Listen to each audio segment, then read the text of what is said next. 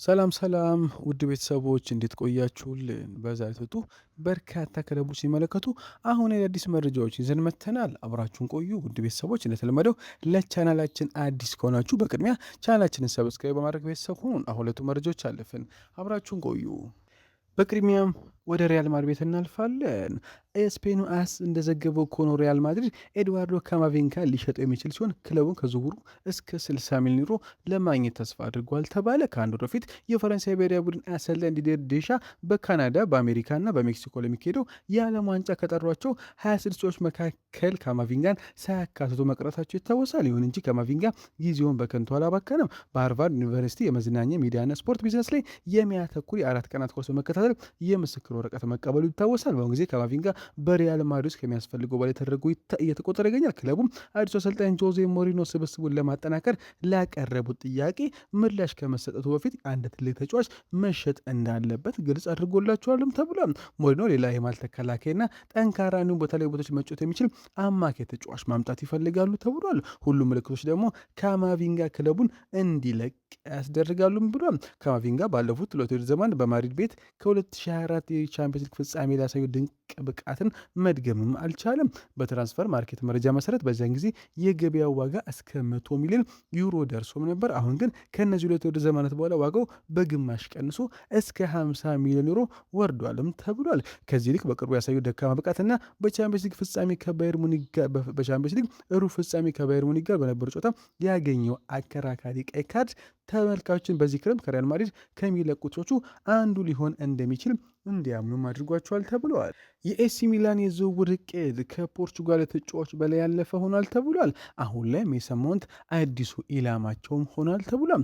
እንደ ፉትቦል ኢታሊያ ዘገባ ከሆነ ኤሲ ሚላን የዝውውር ኢላማዎች በፖርቱጋል ላይ ብቻ የተገደቡ አይደሉም። የማንቸስተር አማካይ ሜሰን ማውንት አዲሱ የክለቡ ኢላማ ሆኖ ብቅ ብሏል ተብሏል። ሚላን ከበርካታ የፖርቱጋል ብሔራዊ ቡድን ተጫዋችና ከታዋቂው ጆርጌ ሜንዴስ ከሚወከሉ ተጫዋቾች ጋር ስሙ ቢያያዝም የቅርብ ጊዜዎቹ ዘገባዎች ግን የጣሊያኑ ክለብ ምናልባትም የዩናይትዱን ሜሰን ማውንትን አቀርቦላቸዋልም ተብሏል። የ2024/25 የወደ ዘመን መጠናቀቁ ተከትሎ ሚላን ያሰልጣኙ ማክሲሚሊያኖ አሌግሪን ውል ያቋረጠ ሲሆን በአሁኑ ወቅት ቡድኑ በቀድሞ የማንቸስተር ዩናይትድ አሰልጣኝ ሩበን አሞሪም እየተመራ ይገኛል። የሴሪያው ውድድር ዘመን ሲጠናቀቅ ሚላን ለሻምፒዮንስ ሊግ ውድድር ሳያልፍ መቅረቱን ተከትሎ የስፖርት ዳይሬክተሩ ቴክኒክ ዳይሬክተሩ ጆፍሬ ሞንዳዳ እና ዋና ስራ አስፈጻሚ ጆርጅ ፉርላኒ ወዲያውኑ ከኃላፊነታቸው መባራቸው ይታወሳል። ይሁን እንጂ ሚላን ከዚያን ጊዜ ጀምሮ በሳንሴሮ አዲስ ከፍተኛ አመራር መዋቅር የገነባ ሲሆን በአሰልጣኝ አሞሪም በተጫዋች ዝውውር ዳይሬክተሩ ሄንሪክ አለምስታርትና በእግር ኳስ ኢንተለጀንሱ ዳይሬክተር ቦቢ ጋርድነር ዙሪያ አዲስ የአመራር ቡድን መስርቷልም ተብሏል። የአዲሱ አመራር ሹመት በዚህ ሳምንት መጀመሪያ ላይ መረጋገጡ ተከትሎ የሚላን የዝውውር መስኮት ሙሉ በሙሉ የተከፈተ ሲሆን የፓሪስ ሴን ጀርሜን አጥቂ ጎንካሎ ራሞስን በክለቡ ታሪክ ከፍተኛ በሆነ የዝውውር ዋጋ ማስፈረማቸውም ይታወሳል። የውድ ዘገባዎች የሚያውቁት ሮሰነሮቹ ልክ እንደ ራሞስ ሁሉም በሜንዴስ ከሚወከሉ ሌላኛው የፖርቹጋል ብሔራዊ ተጫዋች አንቶኒዮ ሲልቫ ጋር በግል ጥቅሞች ዙሪያ በመርህ ደረጃ ስምምነት ላይ ደርሷል። ነገር ግን ሚላን ፕሬስ እንደዘገበው ከሆነ ሚላን በቅርቡ አዲስ የዝውውር አማራጭ ቀርቦለታል ተብሏል። እሱም የአጥቂ አማካኙ ሜሰን ማውንት ነው። አሞሪም በማንቸስተር አሰልጣኝነት ቆይታቸው ማውንት በጥሩ ሁኔታ የሚያውቁት ሲሆን የእሁድ ዘገባዎች እንደሚያሳዩት ማውንት በኦልድ ትራፎርድ በአዲሱ አሰልጣኝ ማይክል ካሪክ እቅድ ውስጥ እንዳልተካተተ ስለተረዱ በዚህ ክረምት ክለቡ ሊለቅ ይችላልም ተብሏል። ዘገባዎች ማውንት ለሮሰነሮቹ እንዳልቀረበና አሞሪም ግን አሁን ለተጫዋቹን እንደሚፈልጉም ተነግሯል። ማውንት በአሁኑ ወቅት እስከ 25 ሚሊዮን ዩሮ ዋጋው እንደተመለተም ይፋ ተደርገዋል። ዴሊ ሜል ባወጣው ዘገባ መሰረት ባርሴሎና ሃሪ ኬንን የማስፈረም ዕድል ለማየት ከወኪሎቹ ጋር የታደረገ ተባለ። የዴሊ ሜል ጋዜጠኛ ክሬግ ሆፕ እንደዘገበው ከሆነ ባርሴሎና የባየር ሙኒኩን አጥቂ ሃሪ ኬንን ለማስፈረም አሁን ከተጫዋቹ የስራ አመራር ቡድን ወኪሎች ጋር ግንኙነት አድርጓልም ብሏል። ባርሴሎና ፍላጎት ከገለጸ በኋላ የኬንያ ዓለም ዋንጫ ተሳትፎ ሲጠናቀቅ ሁኔታው እንደገና ለመገምገምም ተስማምቷል ተብሏል። የ32 ዓመቱ የባየር ሙኒክ አጥቂ ከክለቡ ጋር ባለው ውል አንድ ዓመት ብቻ የቀረው ሲሆን ባርሴሎና ይህንን ዝውውር ለመፈጸም የሚያስፈልገውን የገንዘብ ምንጭ እንዴት ማሰባሰብ እንደሚችልም መንገዶችን እየፈለገ ይገኛል ተብሏል። ይሁን እንጂ ኬን በባቫሪያ በጣም ደስተኛ እንደሆነ የቡንደስሊጋውን ሻምፒዮን ባየር ሙኒክም ቁልፍ ተጫዋቾቹን አሳልፎ ለመስጠት ለሚደረግ ለማንኛውም ሙከራ ጠንካራ ተቃውሞ እንደሚያደርግም ታውቋል። ባርሴሎና ሊኖር ስለሚችለው ዝውውር በስልክ ግንኙነት ካደረገ በኋላ የተጫዋቹ ወገን ተያያዥ ንግግሮች እንዳቋርጡም ተረድተዋል። ተጫዋቹ ከውድድሩ በኋላ ዋነኛ ትኩረቱ ከባየር ሙኒክ ጋር ያለውን ውል ማራዘም ላይ እንደሚሆንም ተሰምቷል። የሆነ ሆኖ እንግሊዝ በዓለም ዋንጫ ያለት ጉዞ እስኪጠናቅ ድረስ ሁኔታው ሙሉ በሙሉ ግልጽ አይሆንም። ምክንያቱም ኬን በአሁኑ ወቅት ሙሉ ትኩረቱን በእንግሊዝ ብሔራዊ ቡድን ላይ አድርጓልም ተብሏል። ባርሰሎና ከሮበርት ሌዋንዶውስኪ መልቀቅ በኋላ አዲስ አጥቂ እየፈለጉ ሲሆን ምንጮች እንደሚጠቁሙት ከሆነ ከተጫዋቹ ወገን አዎንታዊ ምልክት ካገኙ ባርሰሎና ኬንን ለማስፈረም ሙሉ አቅማቸውን ለመጠቀም ዝግጁም ናቸው ተብለዋል። ሳይድ ኤልማላ ከኮለን የመልቀቅ ዕድሉ እንዳለው ከተነገረ በኋላ በርካታ የፕሪሚየር ሊግ ክለቦች የተጫዋቹ ሁኔታ በቅርበት መከታተላቸውን ቀጥለዋል። የጀርመኑ ክለብ የፋይናንሻል ፌር ፕሌይ ደሞችን ለማክበር ሲል ተጫዋቹን በተመጣጣኝ ዋጋ ለመልቀቅ ሊገደድ ይችላልም ተብሏል። የ50 ሚሊዮን ዩሮ አካባቢ የምን የዝውውር ጥያቄ ይህንን የጀርመን ክለብ ለማስማማት በቂ ይሆናልም ተብሏል። ሊቨርፑልና ኒውካስል ተጫዋቹን ለማስፈረም አሁን ላይ ከፍተኛ ፍላጎት እንዳላቸውም ተዘግቧል። ይሁን እንጂ ለተጫዋቹ ከፍተኛ ገንዘብ ለመክፈል ዝግጁ መሆን አለመሆናቸው ወደፊት የሚታየናል። ሊቨርፑል ዋነኛ ኢላማውን አድርጎ ከአርቢ ላይፕዚግ የሳዲዮ ማኔን ለማስፈረም ተስፋ አድርጎ የነበር ቢሆንም ይህ አይቮሪ ኮስት ኢንተርናሽናል ማስፈረም ግን ካልቻሉ ሆነ ፊታቸው ሌሎች አማራጮች ያዞራሉም ተብሏል። የ19 ዓመቱ ወጣት በጀርመን ሊግ ለኮለን ድንቅ ብቃት ያሳየ ሲሆን ለእነሱ ሳቢ አማራጭ ሊሆን ይችላልም ተብሏል። እንዲሁም ለቡድኑ ፈጣንነትና ልዩ ክህሎትን ይጨምራል የተባለ ሲሆን በእንግሊዝ የመሳካት ብቃት ያለው ሲሆን ለሊቨርፑልም የመጫወት እድል ማግኘቱም ለተጫዋቹም ትልቅ እድልም ነው ተብሏል። በተመሳሳይ ኒውካስሎች በቡድናቸው ውስጥ ተጨማሪ ጥልቅ አማራጭ ለመፍጠር ይፈልጉ ሲሆን አንቶኒ ጎርደን ለመተካት ተጫዋች ያስፈልጋቸዋል። ይህም የ19 ዓመት ጀርመናዊ በባለፈው ዘመን በሊጉ 13 ጎሎችን ያስቆጥሮ 5 አሲስት ማድረግ ችለዋል። ኤቨርተኖች የቼልሲውን አጥቂ ሊያም ዴላፕን በዚህ ክረምት የዝውውር መስኮት በቋሚ ውል ለማስፈረም ከፍተኛ ግፊት እያደረጉ ሲሆን ቶፊዎቹ አዲሱ የውድድር ዘመን ከመጀመሩ በፊት የማጥቃት መስመራቸውን ለማጠናከር ይፈልጋሉም ተብሏል። እንደ ፉትቦል ኢንሳይደር ዘገባ ከሆነ ኤቨርተን ለ23 ዓመቱ አጥቂ ያቀረቡትን ጥያቄ እያፋጠኑ ሲሆን ለዴላፕ የውል ስምምነትም አቅርበውለታል ተብሏል። ቼልሲ ተጫዋቹን ልቅ ፈቃደኛ እንደሆነ ቢታወቅም ዝቅተኛ የዝውውር ሂሳብ ይቀበላል ተብሎ አይጠበቅም። ዘገባዎች እንደሚያመለክቱት ሰማያዊዎቹ ለተጫዋቹ እስከ 40 ሚሊዮን ፓውንድ ይፈልጋሉም ተብሏል። ኤቨርተን ተጫዋቹን ለማስፈረም በጥሩ አቋም ላይ የሚገኝ ቢመስልም ሌሎች በርካታ የፕሪሚየር ሊግ ክለቦችም የአጥቂ ሁኔታ በቅርበት መከታተላቸውን ቀጥሏልም ተብሏል። ኤቨርተን ለሊያም ዴላፕ ቀድሞ እርምጃ ወስዷል። የኤቨርተን ፍላጎት በጣም ምክንያታዊ ነው። ክለቡም ለተከታታይ ውድድር ዘመን አስተማማኝ አጥቂ ሲፈልግ የቆየ ሲሆን ዴላፕ ደግሞ ለነሱ ሊስማማ የሚችል ጠንካራ ነቀተኛ የሆነ አጨዋወት አለውም ተብሏል። ዴላፕ ጠንካራ፣ ንቁ፣ ተንቀሳቃሽና እንደ ዘመን 9 ቁጥር አጥቂ ሆኖ ለመጫወት ምቹም ነው ተብሏል።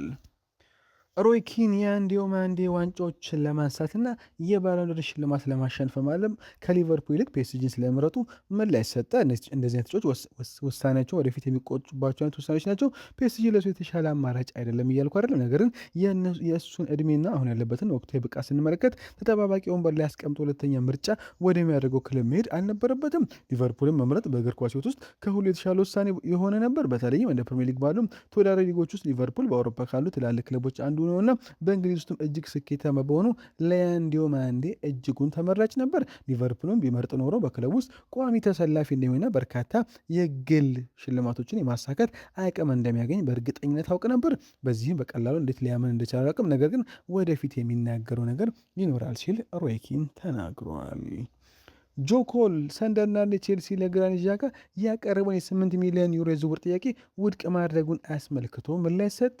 ሰንደርላንድ ያንን የ8 ሚሊዮን ዩሮ ጥያቄ ለምን ውድቅ እንዳደረገው ሙሉ በሙሉ ይገባኛል። እንደሱ ያለ ትክክለኛ ልምድ፣ መሪነትና የማሸነፍ ስነ ልቦና ያለው ተጫዋች ሲኖር ለክለቡ ካለ እውነተኛ ዋጋ በታች በሆነ ክፍያ እንዲወጣ ዝም ብለህ አትፈቅድለትም። ቼልሲ ያንን ልምድ ያለው መሪ በስብስብ ውስጥ የመያዝ ፍላጎት እውነተኛ ከሆነ ይበልጥ ጠንካራ ሆኖ መቅረብ አለበት። ቼልሲዎች በቀጣይ የተሻለ ዋጋ ይዘው እንደሚቀርቡ አስባለሁ።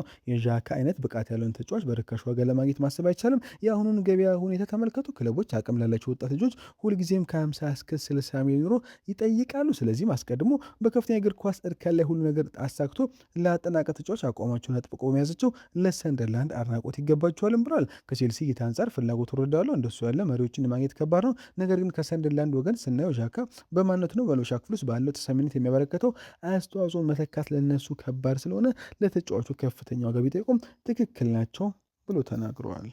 ኒውካስትል ዩናይትድ በዚህ ክረምት በርካታ ታላላቅ ከዋክብቶቹን ለመልቀቅ እየተዘጋጀ ነው በሚል የናኝ የመጣውን ወሬ አጥብቀው እየተቃወሙት እንደሚገኙ የክለቡ ምንጮችም በእያንዳንዱ ትልቅ ውሳኔ ላይ ሙሉ ቁጥጥር እንዳላቸው አጥብቀው እየገለጹ መሆኑን ቲም ቶልክ ተረድቷል። ማክፒሶቹ ሌላ አንድ አስደናቂ ውድድር ዘመን ካሳለፉ በኋላ በበርካታ ተጫዋቾች ላይ ከፍተኛ ፍላጎት እንዳለ የሚቀበሉ ቢሆንም ለክለቡ ቅርብ የሆኑ አካላት ግን በሴንት ጄምስ ፓርክ ምንም አይነት የጂም ላይ ተጫዋቾች ሽያጭ እንደማይኖር ግልጽ አድርገዋልም ተብሏል። ይህ የክለቡ አቋም የመጣው እንደ ሳንድሮ ቶናሊ፣ ብሩኖ ጉማሬሽ፣ ሉዊስ ሃል፣ ቲኖ ሊቨራሜንቶ እና ማሊክ ቲያው እና ኒክ ዎልተማንዴ ባሉ ተጫዋቾች ዙሪያ ግምቶች እየተበራከቱ በመጡበት ወቅት ነው። የቶናሊ ወኪሎች አብዛኛውን የክረምት ክፍለ ጊዜ ፍላጎት ካላቸው ክለቦች ጋር በመነጋገር እያሳለፉ ሲሆን አርሰናል፣ ማንቸስተር ሲቲ፣ የቀድሞ ክለቦች ሲቪላ የዚህ ጣሊያናዊ ኢንተርናሽናል ሁኔታን ሲከታተሉም ቆይቷል። በቅርቡ ደግሞ ቶተንሃም ሆትስፐር ተጫዋቹን ለማስፈረም ጠንካራ ተፎካካሪ ሆኖ ብቅ ማለቱ ይታወሳል። ቲም ቶልክ በሳምንት ውስጥ ይፋ እንዳደረገው ከሆነ ስፐርሶች ከቶናሊ ወገን ጋር የሚያደርጉት ውይይት ትልቅ እድገትም አሳይቷል ብሎም ነበር። ሆኖ ቀደም ሲል እንደተዘገበው አርሰናል ለማንቸስተር ሲቲ በብራዚል ኢንተርናሽናል ደግሞ የቆየ ፍላጎት ያለው ሲሆን ከማንቸስተርና ሊቨርፑልም ጋር ስለተጫዋቹ ሁኔታ ንግግሮችም ተደርገዋልም ተብሏል። የቲም ቶልክ የዝውውር አዋቂ ግሬም ቤል የተረዳው ከሆነ በሴንት ጄምስ ፓርክ ውስጥ በግምቶች መበራከት ላይ እየጨመረ የመጣ ብስጭት አለን ብሏል። ኒውካስትሎች ደስተኛ አይደሉም፣ መሪዎቹ እየወጡ መሆናቸውና ሰዎች መረጃ እያቀበሉ እንደሆነ ያውቃል። ነገር ግን ያለነሱ ፍቃድ ማንም ክለቡን ጥለው አይሄድም፣ ይህንን በጣም ግልጽ እያደረጉት ነው ሲል ቤሊ ይናገራል። አሁን ባለው ሁኔታ ቶናሊ ምኞቱ የሚሳካለት ይመስላል። ነገር ግን ይህ ሊሆን የሚችለው ቶተንሃም ወይም ሌላ ማንኛውም ክለብ ኒውካስትል የጠየቁን ዋጋ ታሟሉ ብቻ ነው ብሏል። ነገር ግን ይህ አቁም ለጉማሬሽ፣ ሃል፣ ሊቨራሜንቶ፣ ቲያው ወይም ለወልተማሪ ተመሳሳይ አይደለምም ብለዋል። ቤሊ እንደተረዳው ከሆነ ኒውካስትል ከቶናሊ ውጭ ያለው ትልቁ ስጋት ጉማሬሽ በክለቡ የረጅም ጊዜ እቅድ ውስጥ የመሀል አማካይ ሆኖ እንዲቀጥል ማድረግ ነው። ብራዚሎች አሁን ባለው የቀረው 2 ዓመት ብቻ ሲሆን ኒውካስትል ለውል ማራዘም የሚሆን ዊት ለመጀመር ለበርካታ ወራት ሲሞክር ቆይቷል። ነገር ግን እነዚያ ነገሮች ክለቡ ተስፋ እንዳደረገው በተቀላጠፈ ሁኔታ አልሄዱም ብለዋል።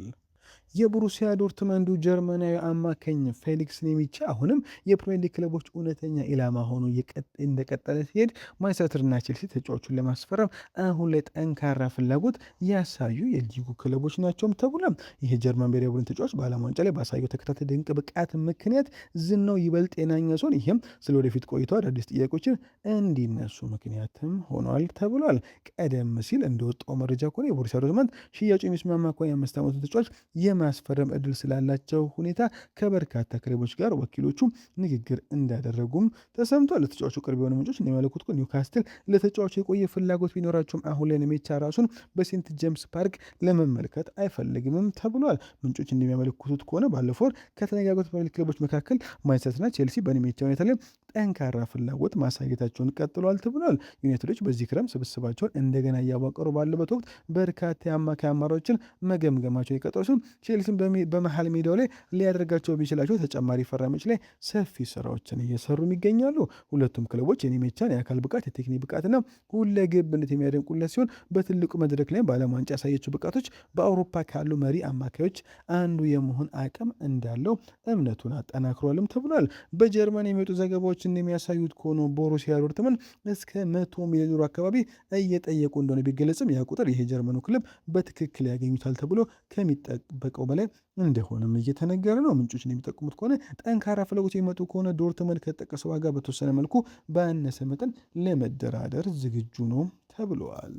የቀድሞ የማንቸስተር ተጫዋች አንቶኒዮ ቫሌንሲያ በሪያል ማድሪድ አስቸጋሪ ጊዜን እያሳለፈ ያለውን የቀድሞ ሊቨርፑል የቀይ መስመር ተከላካይ ትሬንት አሌክሳንደር አርኖልድን እንዲያስፈርሙ ጠየቀ።